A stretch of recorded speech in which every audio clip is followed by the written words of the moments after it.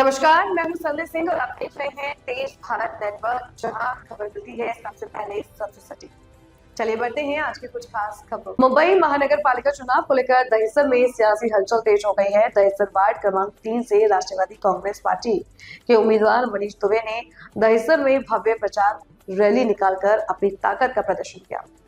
Rally में भारी संख्या में महिला और पुरुष कार्यकर्ता मौजूद रहे। पूरे इलाके में नारेबाजी और जोश का माहौल देखने को मिला। मनीष दुबे ने जनसंपर्क कर जनता से आशीर्वाद मांगा और वार्ड के विकास का भरोसा दिलाया। दहिसर वार्ड क्रमांक 3 की जनता आज भी लाइट, पानी, मीटर, गटर और शौचालय जैसी मूलभूत समस्याओं से जूझ रही है। वर्षों से ये समस्याएं बनी हुई हैं। कई इलाकों में पानी की भारी किल्लत है। लोगों को रात भर जागकर पानी भरना पड़ता है। मैं वार्ड की जनता की इस बुनियादी समस्याओं का स्थायी समाधान करने के लिए चुनाव लड़ रहा हूं। अगर जनता ने सेवा का अवसर दिया तो वार्ड 3 को मूलभूत सुविधाओं से सुसज्जित बनाऊंगा। वार्ड क्रमांक 3 के सभी हमारे भाई और बहनों को मैं नमस्कार करता हूं। आप सभी को पता है कि आने वाले 15 जनवरी को आप सभी के भविष्य के विषय में निर्णय लेने का और सही आदमी को चुनने का दिन है। 15 जनवरी को मुझे पूरा यकीन है कि आप सभी लोग घड़ी के चुनाव चिन्ह पे बटन दबा के हमें भारी मतों से विजयी बनाने का काम करेंगे। आज वार्ड क्रमांक 3 में समस्याएं इतनी है कि आप 400-500 पेज की बुक लिख सकते हैं। पिछले नगर सेवक, उसके पिछले नगर सेवक, उसके पिछले नगर सेवक ने काम बहुत किया, लेकिन अपने लिए किया। जनता जनार्दन वैसे भी रुकी पड़ी है। आज हम जिस एसआर में पड़े, यहाँ की हालत क्या है, यहाँ की कमेटी से आप पूछ सकते हैं। जहाँ पे पानी नहीं है, कहीं पे लाइट का सुविधा है, कहीं पे रोड का ट्रैफिक का सुविधा है। अभी आप यहाँ से वैशाली नगर से जाएंगे तो रोड छोटा के होने की वजह से अभी छठ महापर्व के दिन ये कि बेचारे का एक्सीडेंट हो गया। हमारा भाई था, भतीजा था, वो हमारे बीच में नहीं रहा। स्पीड ब्रेकर नहीं है, लोगों को सुविधा नहीं मिल रहा है। लोगों को बरगलाने का यहाँ पे लोगों ने काम किया। शिक्षा के नाम पे स्कूल नहीं है, स्वास्थ्य के नाम पे हॉस्पिटल नहीं है, सफाई के नाम पे धूल और मिट्टी के कचरे का ढेर लगा हुआ है, संडास के नाम पे बहुत तकलीफ़ है। आप समझ लीजिए, रोजी रोजगार का प्रश्न सबके सामने खड़ा हुआ है। लोग ज़िंदगी जो जी रहे हैं बहुत दुभर जी रहे हैं। ऊपर फॉरेस्ट का मसला है, पूरे दुनिया को पता है पिछले 30-35 सालों से।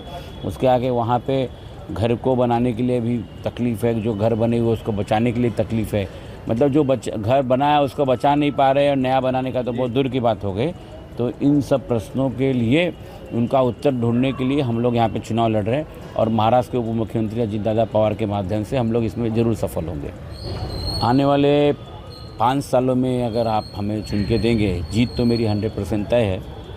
और मुझे पता है कि कैसे किया जाएगा। मैं आपको यकीन दिलाता हूँ कि 5 सालों में विस्थापित होने का जो प्रश्न है वो हमेशा के लिए ख़त्म हो जाएगा।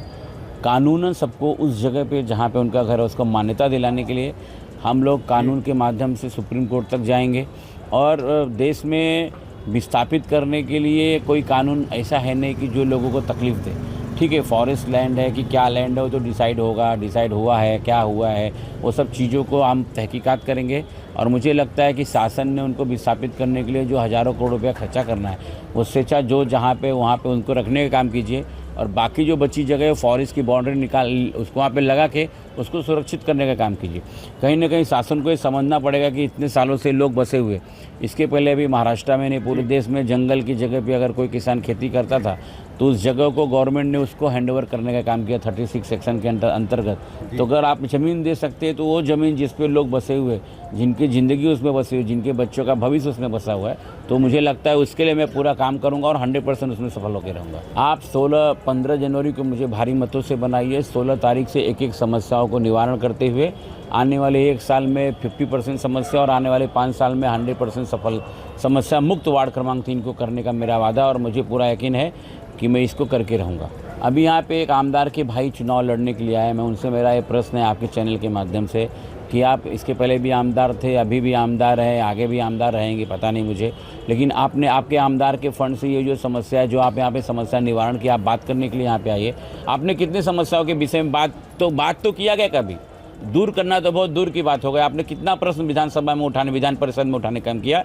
यहाँ पे लोग जो आए हुए हैं वो अपना घर कैसा बढ़ेगा, अपने परिवार को कैसा बढ़ाएंगे, यहाँ पे परिवारवाद की राजनीति चलाने के लिए यहाँ पे लोग आए हुए हैं। जो स्थानीय यहाँ का कार्य सम्राट नगर सेवक था उसका टिकट काट कर दिए, जो वहाँ का अच्छा शाखा प्रमुख था उसकी बेटी को टिकट मिलने वाला था उसका टिकट काट दिए, और इस दूसरी पार्टी में जो पिछली बार 200-250 वोट से हारा था उसका टिकट काट करके ये नए लोग एक संघीय ढांचा बना के एक दूसरे को मदद करके जिताने का जो षड्यंत्र चल रहे हैं वार्ड क्रमांक 3 की जनता जानती है, और उनको पूरा यकीन है कि आने वाले 15 तारीख को आपका कोई भविष्य सुधार सकता है तो माननीय महाराष्ट्र के उप मुख्यमंत्री अजीत दादा पवार के माध्यम से उनका भविष्य सुधर सकता है। इसके लिए मुझे पूरा यकीन है कि आने वाले 15 तारीख को आप घड़ियाल के चुनाव चिन्ह पे हमें भारी मतों से हमें विजयी बनाने का काम करेंगे, और जो इतने सालों से अविरल जो समस्या चल रही है उसको कहीं कहीं रुका के उस समस्याओं का समाधान ढूंढने के लिए आप हम लोग साथ मिल करेंगे और हम एक दूसरे का सपोर्ट करके उस समस्याओं का निवारण करेंगे। सर आपको बताया कि एक साल के अंदर 50% समस्या जो है, समस्या दूर करने के लिए ना बहुत समय नहीं लगता, समस्या दूर करने के लिए प्लानिंग लगती है और सोच लगती है। कुछ लोग मैं सुना कि जो आमदार है जो लड़ने आए हैं उनके भाई को कोई पूछने गया कि भाई हम लोग केतकी पाड़े में रहते, तो उनका जवाब था अरे कौन सा केतकी पाड़ा, ऐसा लोग कह रहे, मेरे सामने की तो बात नहीं, मेरे कानों में भी इस तरह से बात आ रही है। जो जनप्रतिनिधि अगर अपने जनता जनार्दन से जो माई बाप सरकार है अगर उस तरह से बात करने की बात करता है तो कहीं नहीं इसकी सोच क्या है और उसके आगे की सोच में आगे क्या कर सकता है, यहाँ पे क्या विकास करेगा, खुद का करेगा कि आपका करेगा, आपको ये सोचना पड़ेगा, समझना पड़ेगा।